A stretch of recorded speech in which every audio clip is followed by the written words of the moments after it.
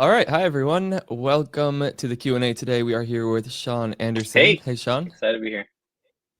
Um, we're both happy to be here. So Sean will be chatting with us about his transition into instructional design, particularly the emotions and yeah, just what it feels like to be taking that leap, like taking that leap of faith. You've described it as that a lot, Sean's, and I think a lot of people can relate to that, especially as they're considering the transition or just hmm getting started, or even going through interviews. Like I know that uncertainty is there, like throughout. So we'll dive into some of that. We're happy to answer all of your questions along the way. A little bit of background on on Sean. We actually met our sophomore year of college, so we were coworkers. We were resident assistants. We like worked in the That's dorm right. together, and we got really close. And then we lived together. Like our senior year, we had a house together with one of our other friends. We split different ways. I was always going to be like an English teacher pursuing English, and Sean was pursuing like hmm mental health counseling. So we did our master's degrees. Sean did mental health for a hmm couple of years and then transitioned into teaching Yes. English. And while I found my way into instructional design, so we kind of both found our way to ID one way or another, and we will get into that. So thanks everyone for joining us. I have questions prepared as usual, but like I said, feel free to ask them along the way. So maybe we'll dive Let's right do it. into it, Sean. My first question for you is, when did you decide to take the leap to ID and Yeah, okay. why? So like Devin mentioned, I had in my background both mental health and then in teaching English. I was teaching at a high school here in Florida.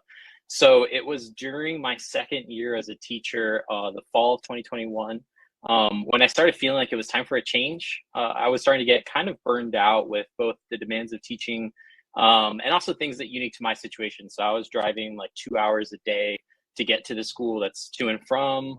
Wow. And then I felt like I just didn't have like the work-life balance, and it's something that I hear echoed by a lot of teachers. So I imagine that if there's any current or former teachers here today, could probably also really empathize with that. So I just felt like I didn't have nights or weekends, and then yeah, 100%. I see in the chat.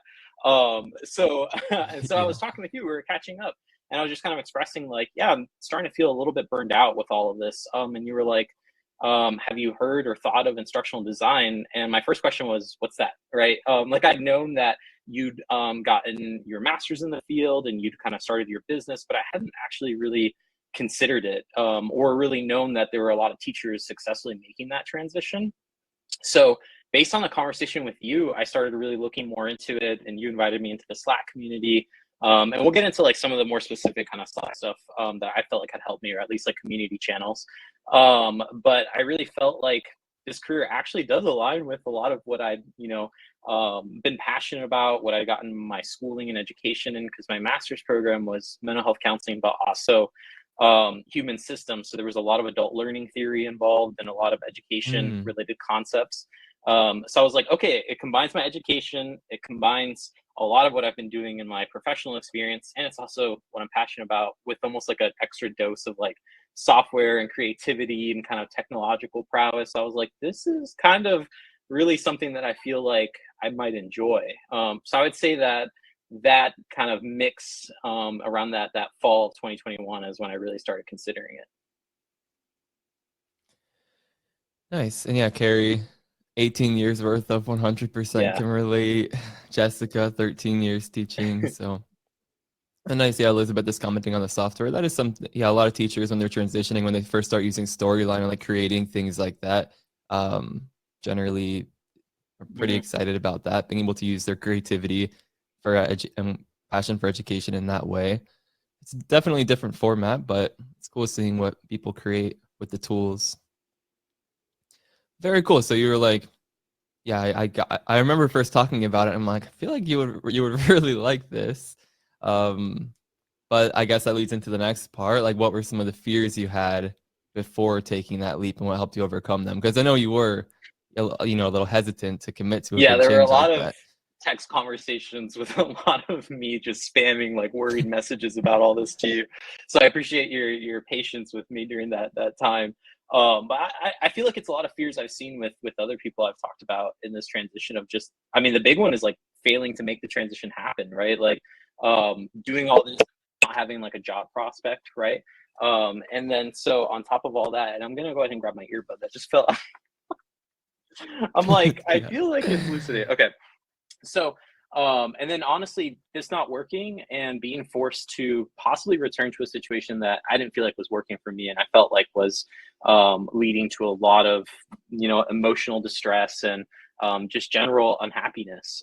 And another big thing was feeling like I might not actually be able to learn the programs, like I might not get storyline, and I might not be successful with the Adobe Creative Suite or any of the other things that you see instructional designers really using.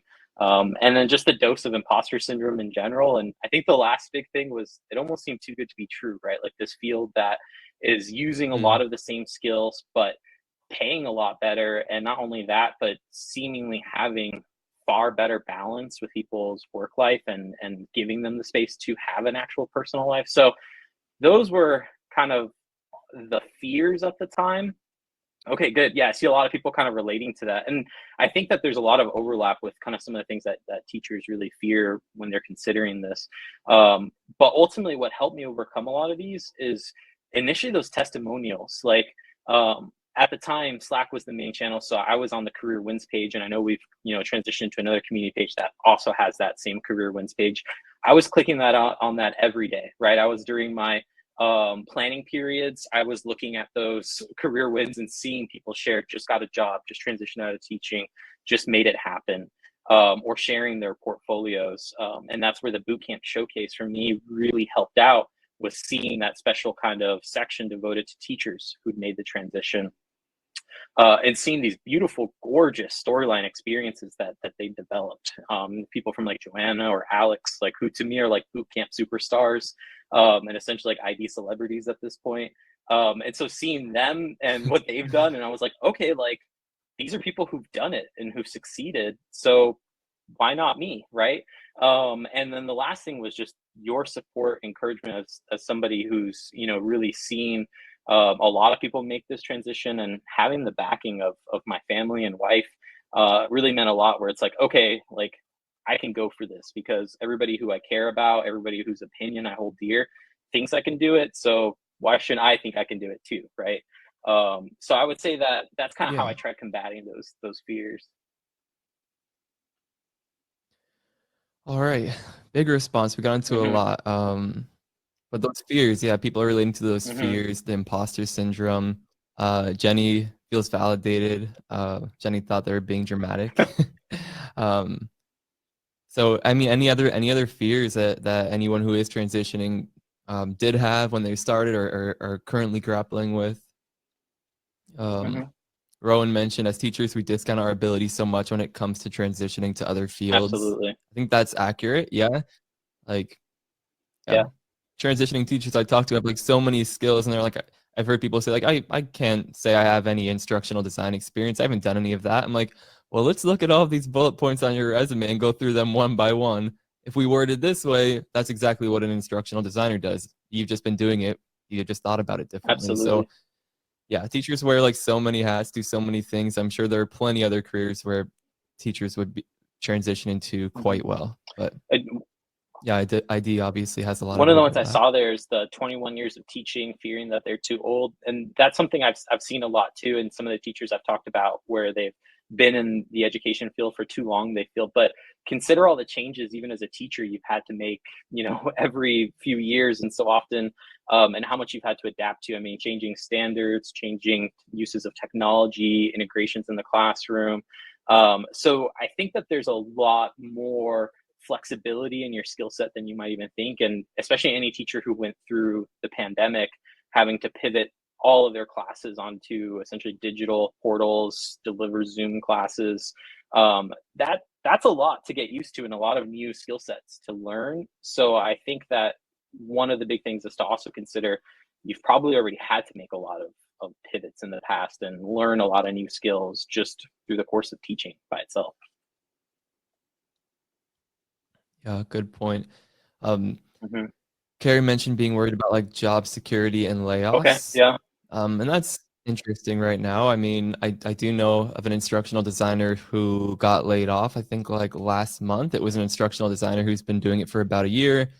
A quarter of the company evaporated basically overnight. I think because of these like talk about like the recession and just like the general news and atmosphere. And then I found out yesterday that person already has Right. a new role that they're really excited about. That's a Well, great that's fit. good to hear. You might know who I'm That's talking really about. good to hear. Yeah.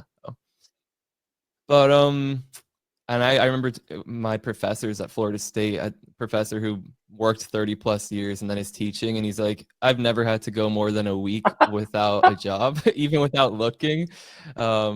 Yeah, it seems like there's always a demand for good IDs. I have heard IT isn't the most like recession-proof field. Like when people are doing mass layoffs, like Mm, L&D kind of is one of those like non-essential functions. But it would have to be pretty dire, I think, for there to be like no ID roles on the market. I mean, I see mhm. there's like so many roles every single week in the US getting posted at like hundreds. Um, so yeah, Absolutely. but that's a fear that it might be bigger than what you can do with upskilling. But I Hmm. think I remember being afraid of the same things when I was getting into the field. I'm like, it looks great right now, but yeah, what if there is a recession or something? What if all the jobs disappear? It does seem like almost too good to be true. But I mean, yeah, with COVID, it's only skyrocketed the demand for good IDs because of all the shift to remote. Absolutely. And So considering that with remote work now too, I think the overhead is a lot less too for certain companies to actually have a learning and development department now. So I think things in that regard are shifting too, where maybe the cost isn't as much either to have a fully remote team than maybe if we were looking at making cuts while also having them on site too. yeah, and people are also afraid of seeing other people's like portfolios or projects, Hmm. like seeing they look like really really Oh yeah. polished. People set those expectations for themselves and then feel kind of discouraged when their work doesn't match up. How did you grapple with that? Did you have Oh, feelings definitely. like I that? mean, like looking at some of those really polished portfolios was both validating and impressive, but intimidating too. I mean, and some of those portfolios, I mean, they're gorgeous, right? So it makes sense to feel that way at first. But I think a big thing was, and you've preached it throughout the boot camp too, and talking with those same people is that the starting steps didn't look like that, right? And it went through a lot of iterations, Yeah. a lot of development, and a lot of drafts and revisions before it got there. So, especially at the beginning, you're still learning the tools. So it's not necessarily going to be a fully polished scenario driven e-learning experience from the start. But what's underneath the hood of that polish is those same skills you learn in the first few weeks, right? Of really diving in. And then it's just iterating and then learning and getting feedback and collaborating. And from there, you'd be surprise to the audience, I feel, of what you're actually capable of once you dedicate that time and you have really strong collaborators for sure. Yeah, that's the biggest thing when it comes to like the quality of work. Like get feedback from whoever you can, whoever's in your corner, Hmm. even if they're not particularly in instructional design, they can still comment on like visuals that seem a little off. Or if you're just explaining like the logic of your project and the problem it solves, they may be able to say like, they may be able to poke holes in it, possibly just with like getting another set of eyes on it. Um, Same thing with going through like a prototype or something. If they're bored, probably a good sign that you can improve things. You don't want hiring managers or potential clients to be bored.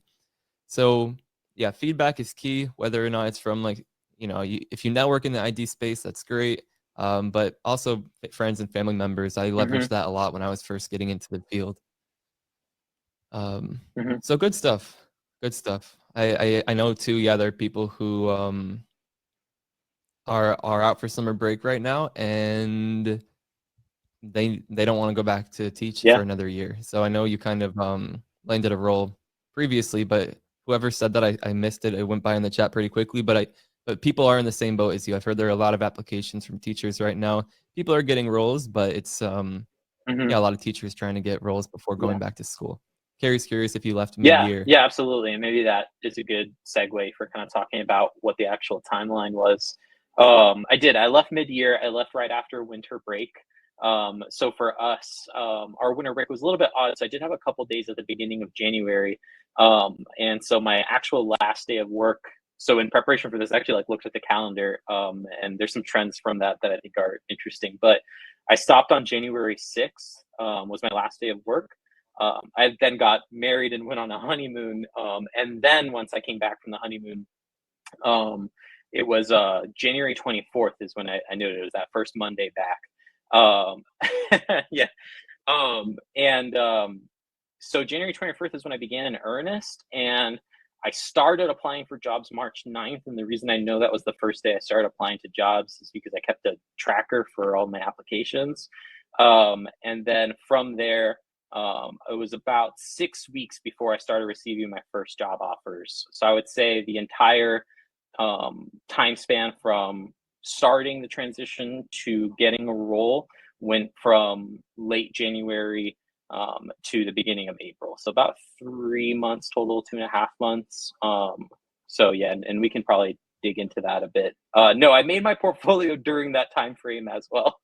Yeah, it's fast. Yeah, Sean moved through this stuff quicker than like most people like yeah, like top few percent of people who went through this transition. But part of that had to do with like taking that leap, Yes. right? Because you weren't, yeah, you knew over that winter break, like I'm done after this, committing 100% to this transition, need to make it happen, basically. Like you felt the Yes, fire I under your did, butt. right? And that's one of the big Uh, things yeah. for all this is why I felt like it was something I needed to do fast was because so once I recognized in fall that I wanted to maybe pursue this, I quickly realized I probably needed to devote full-time attention to this just because I didn't have time after school and on weekends to do both lesson planning, grading, and ID transitioning. And so to preface all that, my journey is unique to me. I recognize that there's certain privileges involved in me being able to just quit my job and leave, right? I don't have dependents right now that relied upon, my income, and I have a wife who I shared insurance with. So stuff like that, right? But I did have to rely upon the savings I earned in those few months and essentially kind of create my timeline based upon how long my savings would last me. So that's why I moved pretty quickly. And there's nothing more motivating to sit down and work than to knowing that, you're burning through your reserves, right? So I worked full time on this. Like I worked 6 to 7 hours a day on this transition, on doing portfolio, on upskilling, and that's why I feel like it went quickly. So I would say like one of my first tips for this or actionable items is to really structure yourself, like really regiment yourself as much as possible. But obviously to the time that you have, right? Like not everyone's going to have 6 to 7 hours a day. Some of you might now that it's summer. But if you're balancing a full-time job, then okay, how much time can you actually dedicate per day, right? But set your milestones. So I set kind of my long term and knew the date I needed to be applying to jobs by.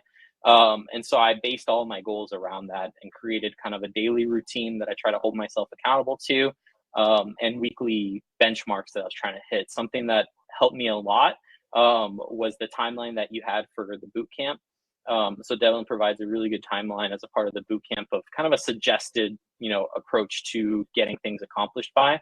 And I just try to do it double speed or, and but it was helpful, right? To be like, okay, like I know that I need to have a prototype by this day, and I need to have maybe the first drafts on my storyboard done by this time period. And that's really how I outlined it for myself, because then you can hold yourself accountable. And we'll talk about other ways to hold yourself accountable later. I think that having a really good support network and people who can hold you accountable is another aspect of that. But that's kind of how the time frame worked out. I saw a couple of things in here that I want to make sure I address because it's a big thing that I hear teachers say a lot. Ivy said, "Did you have any fear of letting your coworkers down by leaving mid-year?" Um, yes and no. So this is something that I think holds a lot of teachers back sometimes from this transition. I'm in one of the community boot camp groups. I have an awesome group that we've been meeting every Monday full of transitioning teachers. And this is something we've tried talking about and processing before too. I was fortunate that my circle of teachers at the school all felt kind of similar. Like we tried making teaching work, right? And all this to also say this isn't meant to like rag on teaching. Teaching's an important profession and we need really good teachers. It just wasn't working for me at the time, right? And they all kind of felt similarly. We tried making it work. We tried, changing the curriculum, taking on classes that we'd be more excited about. But at the end of the day, working 60 to 70 hours a week for that pay is still going to tax us, right? So my inner circle of teachers at the school who I talked about, we're all kind of in the same mentality of transitioning. And some actually have already gone on to become instructional designers and are getting interviews and stuff in other job fields too. Nice. So I didn't, only because I felt like I if I'm letting anyone down, like it's myself first before my hallway neighbor. And as much as I love them and, want to support them and my students too, I'm not going to be the best person possible if, I'm out of sleep, I'm emotionally drained. And I felt like my responsibility to my wife and my family and myself was a little bit higher than my students and coworkers. And that's just for me, it wasn't working in that regard. So while there's still some, sadness and guilt because I had great relationships with some of my coworkers and students, um, I got so much more back just in regaining, my personal hobbies and personality and more quality time with my partner. So that's how I tried navigating that. And I would just encourage you to kind of maybe think about it, talk about it, and see, kind of prioritize who, you owe most, right? Yourself or your coworkers. And if they care for you, right, they're probably going to want you to be happiest in whatever role that you find yourself in. Yeah, good point. And yeah, I know a lot of teachers do think about that too. Like there's a lot of guilt around leaving, maybe more so in the middle Yeah. of the school year and letting, the idea of letting down the students, letting down your coworkers, like that kind of stuff. I think yeah, you're at a really good spot with it. Like you need to take care of yourself first. If you're not getting what you need, you're not going to be showing up like you need to for the people who are relying Hmm. on you. But obviously, it was a big decision. I'm sure it wasn't an easy decision to make. So, yeah, what were you envisioning when you decided to make this huge change? When you decided, okay, yeah, I'm not coming back in January. I'm gonna live off of some savings. It'll get me a little bit of the, it'll get me months out. But yeah, that's a really big change. So, what were you envisioning? You already mentioned more time with like your family, Yeah. um, more free time essentially. To Yeah, sounds pretty like. pretty much, right? I mean, honestly, like, and it just to kind of open up about it too, like one of the first things that my wife had told me, and we've been together 7 years now, right? But she told me was that she felt like she'd gotten my personality back, right? Like she hadn't like seen me be me in some time, right? And that to me was like eye opening. Like I honestly had to like Wow. really process that because I don't think I really recognized just how much it'd been taking a toll on me, and how much that had been, depleting my energy reserves. And I was coming home, and if this is a lobby full of teachers, they know like I was getting home around 6. I was passed out asleep by like 8:39, right? Just to do it all over again the next day. Friday evenings, I was just crashing, napping before I could even go and think of doing something, right? So Wow. that to me, the life I was envisioning was essentially one free of that drain, that responsibility, and just embracing, my personality again, my hobbies again, and going out and exploring the city we live in, and getting more engaged in the things that I care about. So I think that's what I had envisioned most. And then obviously the long term benefits of better pay, compensation, and advancement too is a big thing. And that's something I talked about in my interviews too, is that, um, I felt like there was a bit of a ceiling in teaching. And I didn't really have any interest in going into admin. And where do I go next, right? So for me, like instructional design was also exciting because working at certain companies provides advancement opportunities to, gain more leadership roles, gain more opportunity to, work on unique projects, but also that comes with better pay and benefits. And so I felt like it was something that could actually grow with my life, and actually maybe help compete with where things are at in the economy right now, and actually become a homeowner, those kinds of things too. Yeah. Okay, nice. Yeah, so a lot of facets to it, but that's good to hear that you got that time back to be with yourself and spend more Hmm. time on those things. So that is good. We are getting through this. I didn't have a question prepared about this, but I saw a lot of questions about your Hmm. portfolio and like what you included in that, um, why that was Yeah, we should so talk about the portfolio yeah, because that instrumental. was big. Uh, Yeah, so maybe let's Hmm. just go there next. I saw questions about that. So, I mean, I know you kind of followed like my suggestions, which are all free on YouTube. Hmm. Sean's mentioning the boot camp, but yeah, all this stuff, the suggestions are all out there for free. Um, but maybe you can give us like an overview of the Hmm. portfolio process. What did you include in it? How many Right. projects did you have? Yeah. Okay. Um, how did you decide to build the projects that Yeah, you did build? absolutely. So for me, the structured kind of ramp up approach of your bootcamp and storyline lab it's how I learn best. And so for those who are interested, I do recommend it because I feel like, and I know it's like the plug or whatever, but I think if you're looking for a really good onboarding of lessons and courses to work through, and it really helps bring you up to speed on a lot of really important concepts. So I took the approach that you suggested of it's probably better to have one flagship project that's scenario driven, that's visually appealing, that contains all of the smaller, storyline based skills into one cohesive package as opposed to, multiple small projects. And it also allows you to really show off the process. And I got a lot of questions about that in interviews too, of, having experience with storyboarding, having experience with idea development, with action mapping, to mock-up designs, to eventually the actual iteration on your prototype to a final product. So I felt like that track provided a much better supplement to the experience I already had as a teacher and a mental health professional, to really take me over the edge in interviewing applications. And honestly, it worked to that extent very well. I think the first big thing is once you have a like a tangible project, it's kind of self-validating too. Like seeing, your triggers fire, using conditions and variables, seeing this visual engaging media like in storyline is self-validating of like, okay, like maybe this is the right thing for me. And I know what I'm, talking about and doing, and can leverage these skills into one final product. But it also got me attention kind of like on LinkedIn and with other people in the community, seeing the portfolio project, finding it, fun, finding the visuals engaging and the writing kind of a little bit funny. And I tried to make it a little bit witty too. But under the hood, the actual transitions, the actual triggers, the conditions, the branching scenarios, the prescriptive feedback, all of these more concepts that, instructional designers and at jobs and companies are really going to notice, is what I feel like is really important about that project.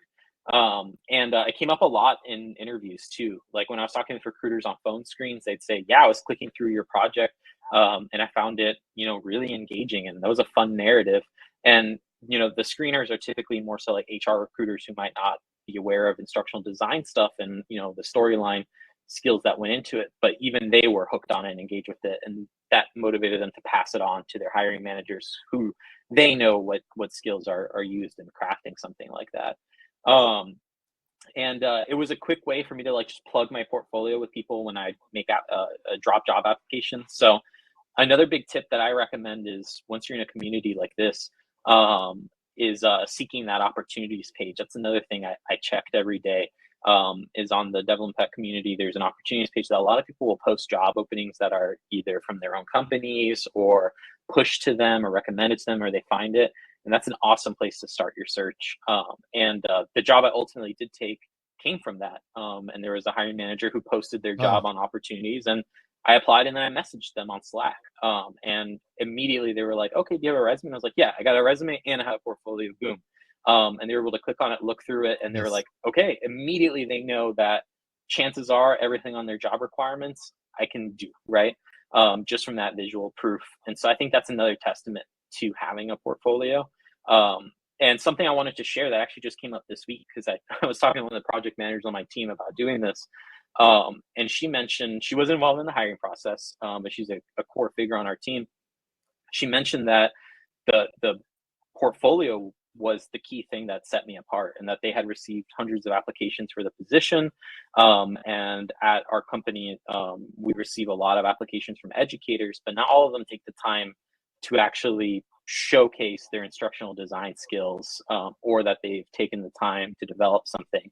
And so she said that was a key distinguisher, and obviously you still have to interview well, but is what led them to want to find out more from me. And if I hadn't had that portfolio, I probably wouldn't ever have gotten this job or made it so far in other interviews that I had, as well.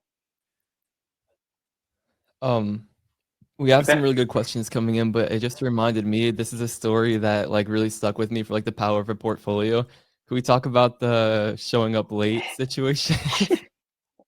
Okay. I mean, we don't have to. Yeah, But so this one embarrassing on my end. So another tip is to make sure that when you schedule Zoom interviews, you triple check the time. And so for some reason, the time that I took from the email was 30 minutes off of the actual Zoom time. So I showed up 30 minutes late to my Zoom meeting. And this is one of my first like round two interviews. I'd gotten through the screener. So I was super excited and nervous for this opportunity. I was literally sitting by the computer, going through my notes in preparation for the interview as the interview was happening, apparently. Um, and so the recruiter emailed me and they said, "Hey, what happened? I thought you were really excited for this." And I was like, "Uh oh." And so I apologized and I said, "Hey, I recognize that, interviews razor thin margins. So this is enough that you don't really need to consider me any further. I get that." And they were like, "Let me talk to the hiring manager." And so she agreed to meet with me regardless. And she said it was only because of the portfolio, right? That she saw something in that portfolio that she knew I had the Yeah. skills. So they were willing um, to still see me and meet with me. So it saved me in that regard. And from then on, I always got my dates 100% correct. But yeah, absolutely. Like that's the Yeah. testament to be like, hey, maybe like we'll give them a second chance. And honestly, it went really well because from there, she said my ability to pivot, right, and to still maintain my composure and meet with her and talk with her and not be completely freaked out, also showed some resiliency because things happen, right? And I just want to say hey to Joy in the chat. So I'm happy because there's some of our group members are here, my The team. team. Yeah.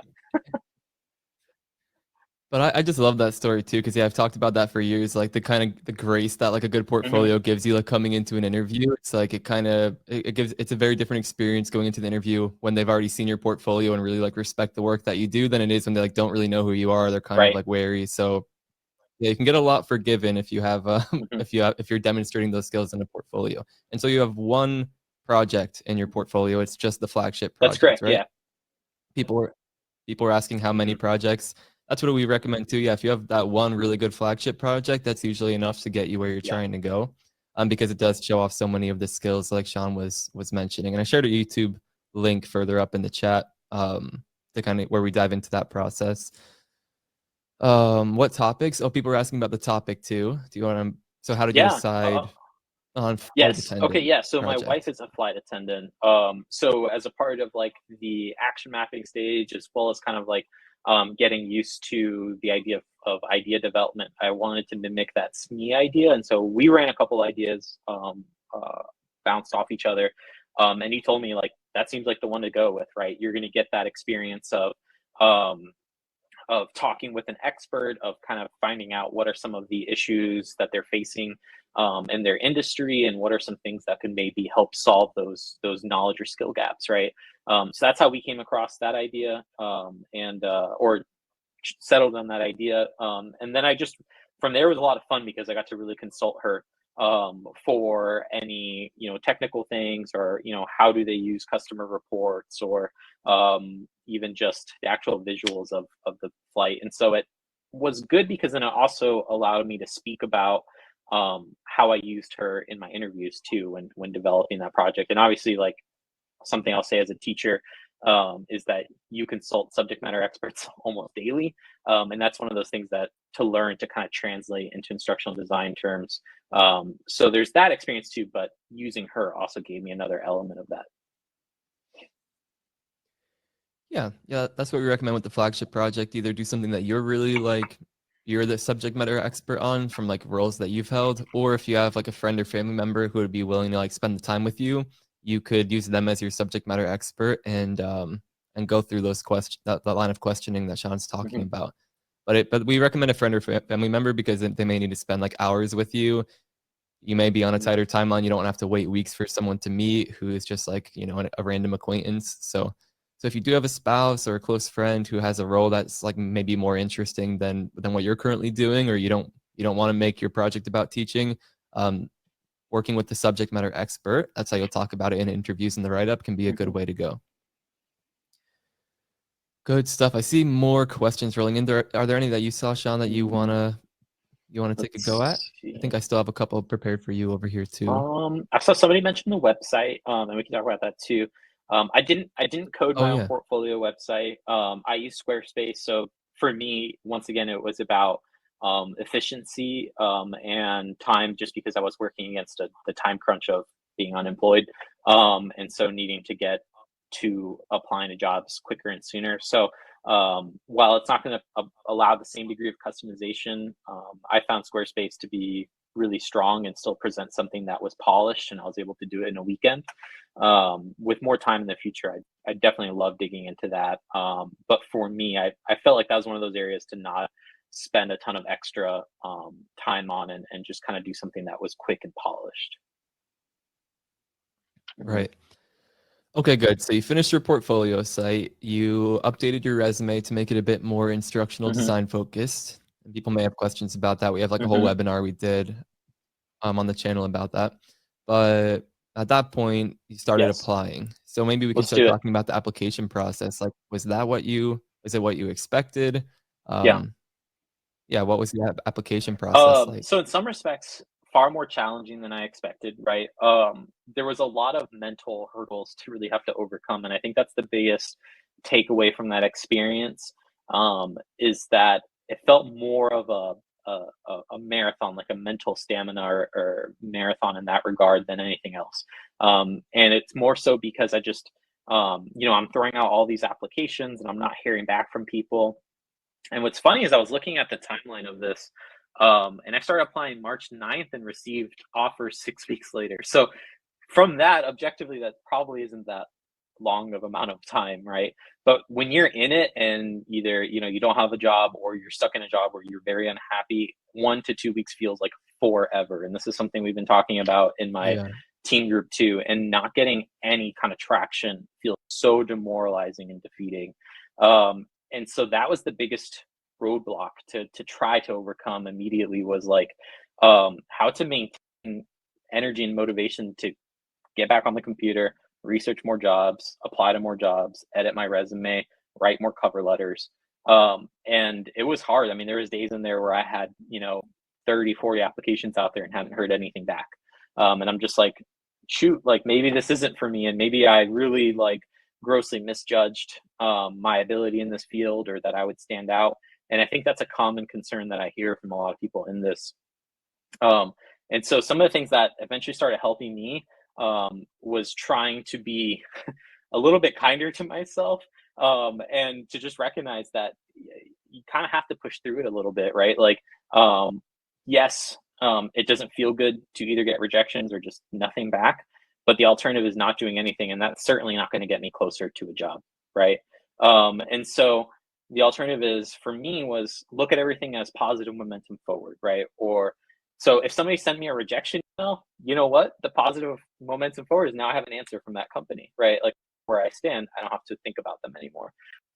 If somebody, I don't a bunch of other examples. If I had a recruiter screen and I get a follow up interview, I've kind of got some experience with talking to a recruiter.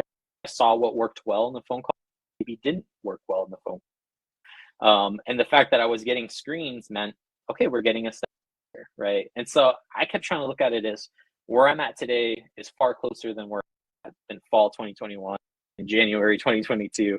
And so that's what I started looking at as positive momentum. I'm getting views on my LinkedIn profile. Great. I wasn't getting views a month ago, right? I'm getting clicks on my website. Wasn't getting that done.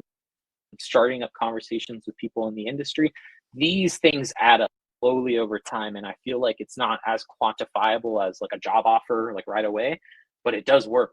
And ultimately is what led to my best opportunities, is those conversations I had with people who worked in companies. I had great conversations with people who worked at Amazon and other companies, and they were willing to put in a good word or a referral because of those conversations. And so networking was key. And that's something you can still do each day. And so it's kind of recognizing like, all right, my applications are out there. Can't do anything for those right now. So what else can I do? Can I tweak my resume? Can I tweak my website? Can I strike up a conversation with somebody? And that made me feel like I was at least doing something and not a victim of the circumstances or anything like that. Very nice. Okay, great response. Yeah, so feels scary when you're in it. Yeah, Mm-hmm. every day that goes by without some sort of offer or new interviews, I know feels like Yeah. scary, Yeah. especially when you're like, yeah, when you're out of work at the moment or needing to escape something. Right. So And I think, yeah, people can definitely relate to something that. we were just talking about on Monday too, is we had another one of our team just recently accept a job, and she was talking about how she was still getting rejection emails after having already started at her new job, right, from the interviews that she'd applied to. And that happened to me too, where applications I'd sent out months ago, I was getting rejection emails. And what was funny is we commented on how those rejection emails I just looked at, smiled, and deleted, right? It didn't all of a sudden speak to my worth or say that I was a failure or anything like that. So what's funny is after you have a job, those emails stop mattering and are no longer like a testament of your self-worth. But before you had a job, somehow they were, right? So it just shows that like Yeah. the mentality of this is such a key component within it, right? Of that self-talk. And there's already so many factors that make this harder that your negative self shouldn't have to be an additional factor. And it's hard, something to really work on throughout the process too. Yeah, and it sounds like you found a really healthy way to deal with that instead of looking at it so black and Hmm. white, like, am I employed as an instructional Exactly. designer right now or am I not? You started looking at all these other signals for success, all these other data points that you can use that will help you be more That's right. successful in the future, new connections. Yeah, so that's nice. See, like focusing more on the progress you're making, no matter how incremental that progress is. It sounds like that helped your mindset a lot That's correct. as you were going through Yep. this. Good suggestion. Very nice. Um, I see some other questions. Let's get. I think I just have one or two more questions for Sean, and then we'll just open it up for general Q and Hmm. A. Anything you want to ask Sean about, feel free to. So I have a couple more questions. One's about the hardest roadblock. I know that one's a bit personal, Hmm. but maybe it's Sure. just, yeah, things will come up, I guess. So yeah, any unexpected Yeah. roadblocks Uh, that you dealt with? yeah. So definitely um, bigger roadblock than that would be expected than would be normally be expected. My grandmother actually um, unexpectedly passed away at the end of March, and so she essentially raised me along with her, and it came out of nowhere. So this is like right in the middle of interviews, and I spent the week in the ICU with her, and so that like completely rocked everything. And it's so funny, really put things into perspective too. Of like a week ago, like getting a job was the biggest worry on my mind, and it seems so small then when I'm sitting in the hospital, right? Uh, so she unfortunately did pass away, and this is literally like the weekend right before I'm scheduled for round three interviews. And so that was a really hard time to navigate emotionally, mentally. Obviously, the loss was massive, um, but at the same time, too, like I still needed to attend to these interviews too, and so it was kind of like a really weird time of trying to compartmentalize certain things to kind of still make these interviews happen, but also to recognize like the one of the big things that I really want to bring up today is kind of like the values of what you're seeking in a job too. And when I was in the hospital, nobody talked about what her career was or what her job was or how many interviews or job offers she got. And so for me, it really helped put things into perspective. And I was like, okay, like it doesn't need to like completely dominate my life as it had been mentally up until this point. And instead reinforce the type of values that I wanted in a job that were going to provide me with more time with my family, more time, with my hobby, more time with self development to process these things. So, if anything, it really reinforced what I wanted out of a job and really made choosing my job a lot easier too. And because it aligned with those things that I wanted. Yeah, exactly. Definitely a grounding experience. I saw that in the chat.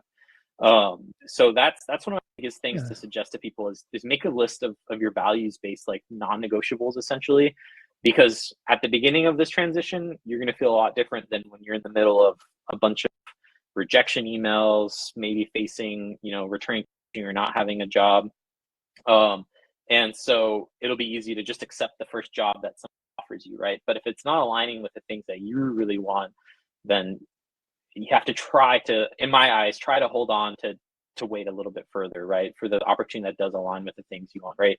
For me, it wasn't just about getting a different job, it was the complete lifestyle change, and finding a job that would also me with those lifestyle changes and reinforce the values I was hoping to live.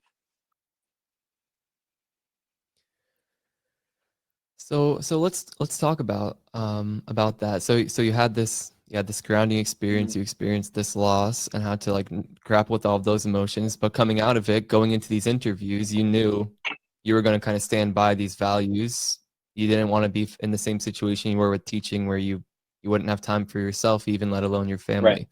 So yeah, what about so how many offers did you wind up receiving? How did you choose between them? Maybe we can talk a little bit about that. Yeah. Well, the things I there were two main offers I received that week, and I'd made it really.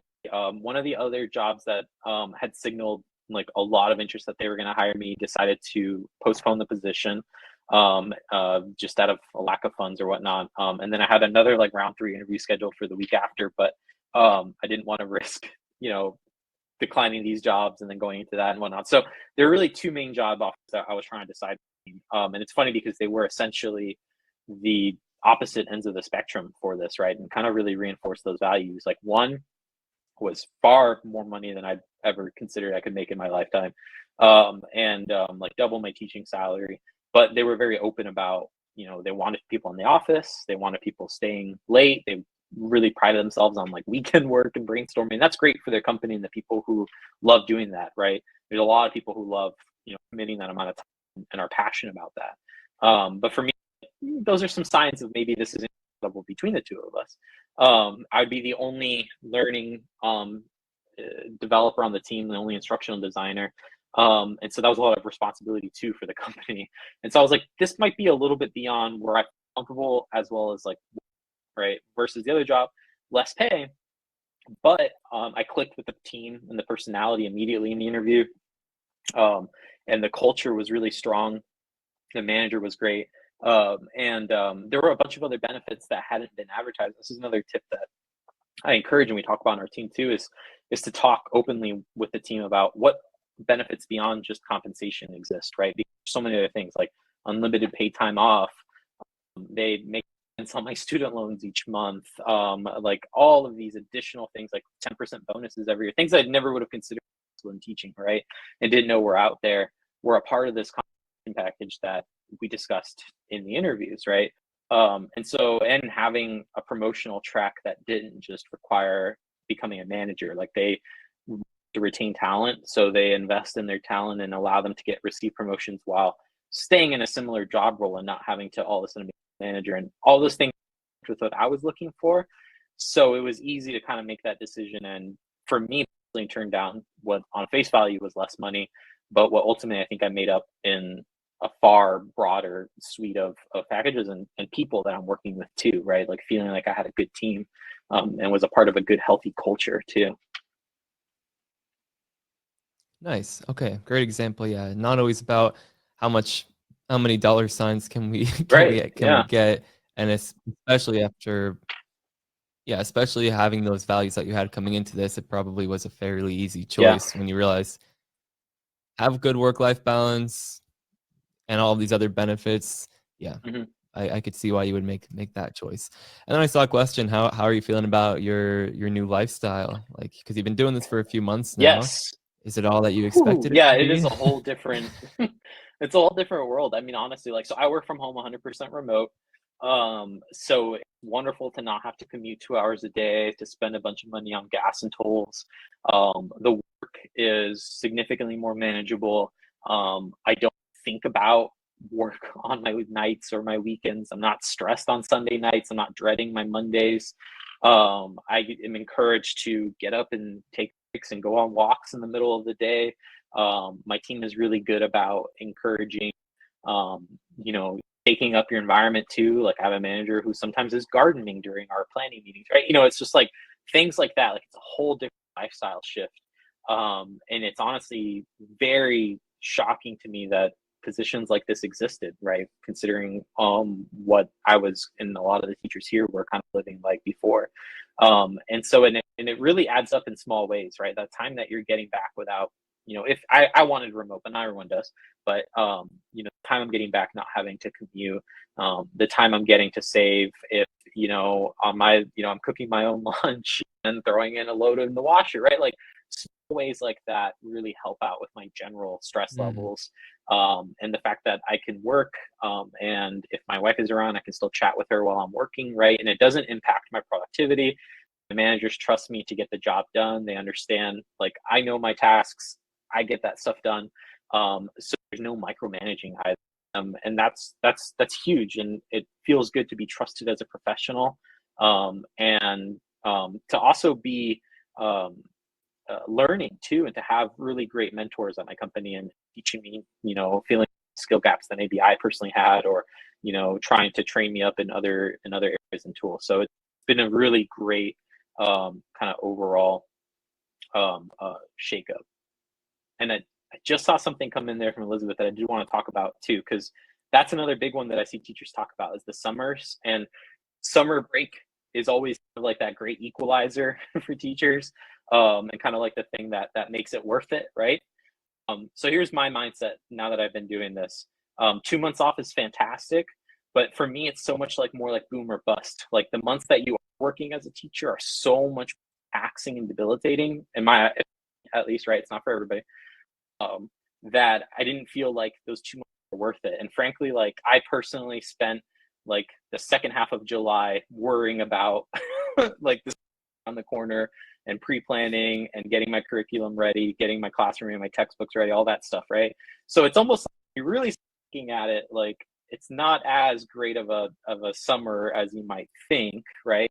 Um, it's so much more time spread out throughout the year now that I don't feel it as much. And not every company will do this, but like my company, they gave us an extended July 4th break because they said that people need time to rest and to be with their family. So they gave us Friday and Tuesday off of that July 4th weekend as well. And so I've had a bunch of like short weeks already at work, and we have time off, and it's encouraged to take that time off. So I feel like it's kind of balancing. And so I would encourage, as one of like maybe your non-negotiables, to put that on for jobs of like, okay, like they, make sure that you do get time off and recharge and rest, because that summer is good, but when you start to really look at it, it might not be as cracked up as you might think it is. Yeah, lots of agreement from the teachers in the chat. Heidi saying all of June is like a recovery Hmm. period, then July is just getting started again, and then you're Right. back. So yeah, seems that a lot of that resonates with a lot of people.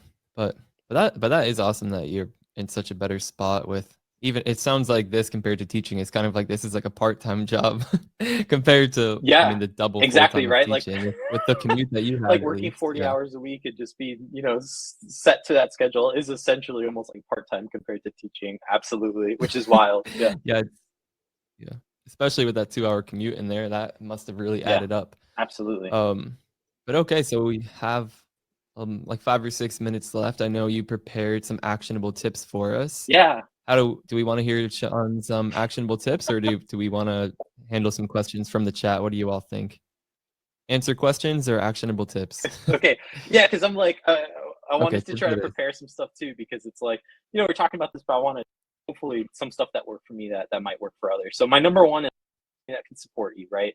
For me, that was my family, my wife, a mentor in Dublin, but also my boot camp group of teachers.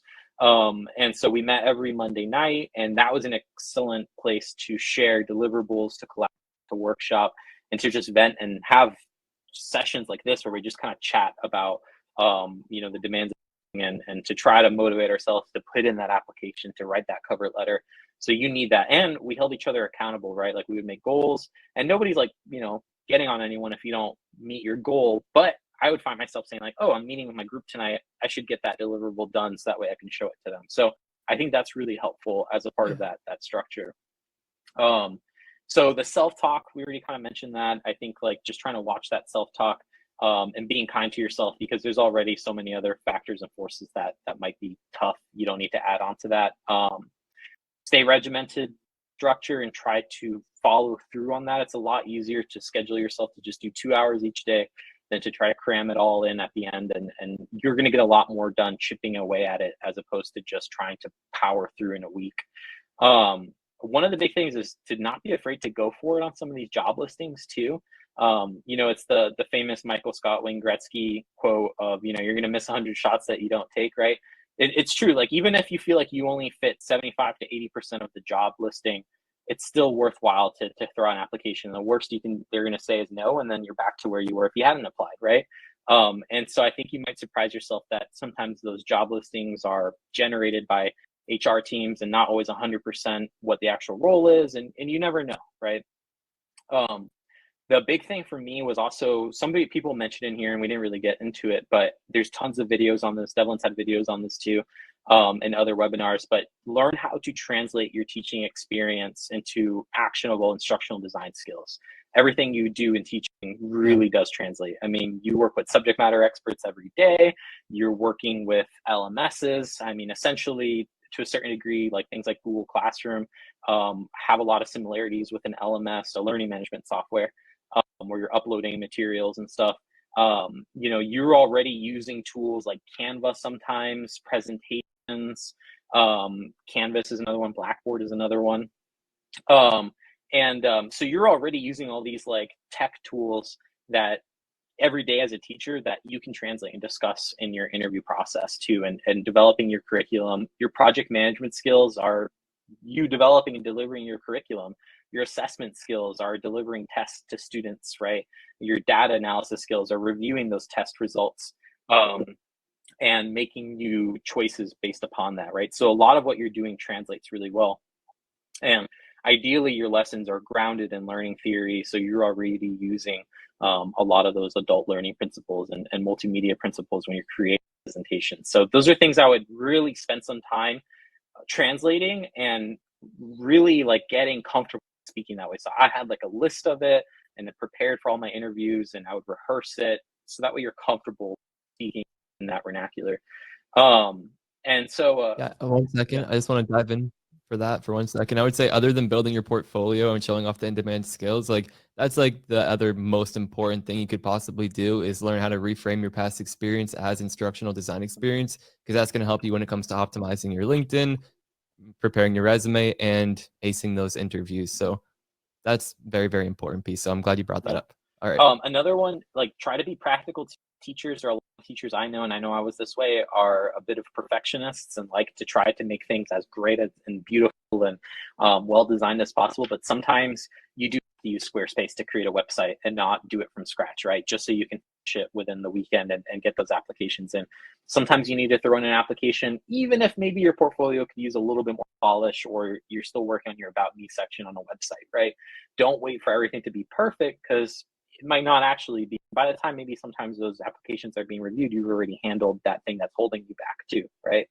And the last one, honestly, the thing that I think really sets things apart in the interview process and will make it a much more enjoyable experience for you, is let your personality shine, but also really try to connect with the mission of the organization or company, and have a conversation about that if you feel like it does mesh with your personality or your interest levels. Because anytime I started talking about that with the hiring manager is when the interview took a completely different turn and was much more positive and fun for you too, right? In all honesty, like in my interview where the job I ultimately accepted, they asked me, what would you do if someone just gave you $1 million? And I said, well, I would travel, but then I would probably buy a bunch of comic books because I'm a nerd and I like collecting comic books, right? But then that opened up this conversation about my passions and my interests. And then we were able to eventually tie things also about how my passions for learning tied into my company's education software. In another company I talked to created software for trades and laborers, and I talked to how my stepfather had been a craftsman and how these tools would have been helpful. And so it leads to much more organic conversation. But the one thing, X factor, that you have in your interviews and your applications is that you are the only person who has your personality, right? And so that's the thing you really need to highlight. Everybody, there might be several people in an application who are qualified. They're probably going to be reviewing dozens of qualified people who do the job. But the thing that you have, right, is yourself. And so really try to hone in and shine on that, because that's what's ultimately going to, I think, set you apart, and lead to a much more enjoyable experience for you as well.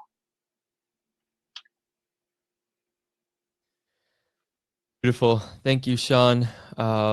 Let's get some applause emojis in the That's so nice. chat. Thanks, Sean, for being here. That is really nice. But yeah, we're at the top of the hour. Thanks Mhm. for joining us. I just shared a featured action to connect with you on Thank you. LinkedIn. People want to follow along with your journey and just see what you're up to. Yeah. We shared your portfolio link in Thank the you. chat. So if you're watching the replay on YouTube, we'll share a bunch of relevant links in the Mhm. description. So thank you again, Sean. Thank you, everyone. You're a Absolutely. great audience, great questions and insights. Yeah. So Thank you, everybody. And best of yeah, luck. Keep us posted on your progress in the yeah, audience. good luck to And we will everybody. see you all Trust me, soon. there's definitely another side, and free to message me on if you want to talk further. Perfect. Thank you, Sean. Thanks, Thanks. everyone. Take Bye-bye. care. See you next time.